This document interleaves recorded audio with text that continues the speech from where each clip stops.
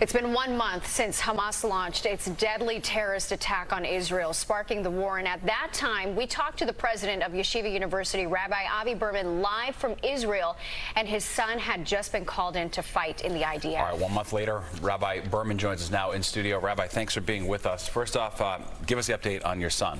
Thank you so much, Steve. Thank you so much, Natasha. Thank God my son is safe. He first was deployed in the south and now has been moved to the north for fear of Hezbollah attacking. We have hundreds of friends whose children currently are fighting in Gaza. We're so petrified that they're in the line of fire, and just praying for their safety and that they'll be able to come home. How often are you able to talk to him? So he's in a good position where we're able every other day to be in communication with him. And I believe you were in Israel when we spoke to you before. When did you come back, and what's it been like trying to, get back to your regular daily life while you've got this going on as well? So we've certainly not gone back to our regular daily life. Right. We are all thinking about Israel and working for Israel and against terrorism right now.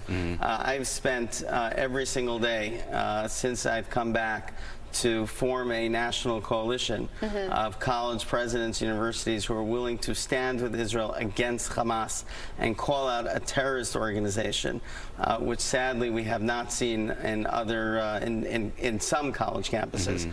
But we have found the heroes who are willing to do so.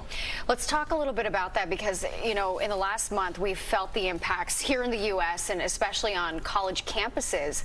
We've seen a fair amount of rise in anti-Semitism, Islamophobia. What have you seen on your campus? So our campus is safe. Our campus, we do not see that. But because of this national coalition, I have been speaking to college university presidents all throughout the country. And they have told me that this is the most divisive social issue that they have seen in recent times. And what's important, and this is what we stress, is the need for moral clarity.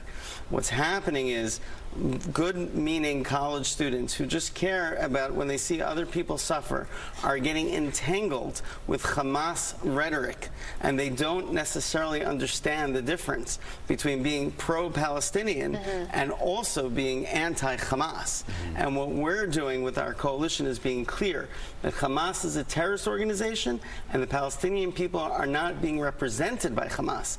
They're actually being harmed by Hamas. Right. Yeah. Where do you think that comes from? Is it social media spreading disinformation from all sorts of corners? Is that sort of the core of where we're getting this situation right now? Look, these aren't experts in the Middle East. This isn't an area of study for them. And that's the obligation and responsibility of university leadership, which is to educate.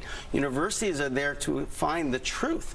And when there is a moral truth, they're obligated to tell the students and make it clear so that all civil conversations about reasonable issues, whether it's ethics of war or land, can then actually take place. But first you need to lay the moral grounding. And I'm happy to say we have over 100 college presidents who are willing and able to do so. There is moral clarity in this country, and we're finding the allies and the partners. Yeah, it really starts with education first. Yeah. All right. Thank you so much, Rabbi, for joining us. Thank you, Natasha. Thank you, Steve. Thank you for your concern and care. Appreciate it. Wishing all the best to you, and we'll be right back.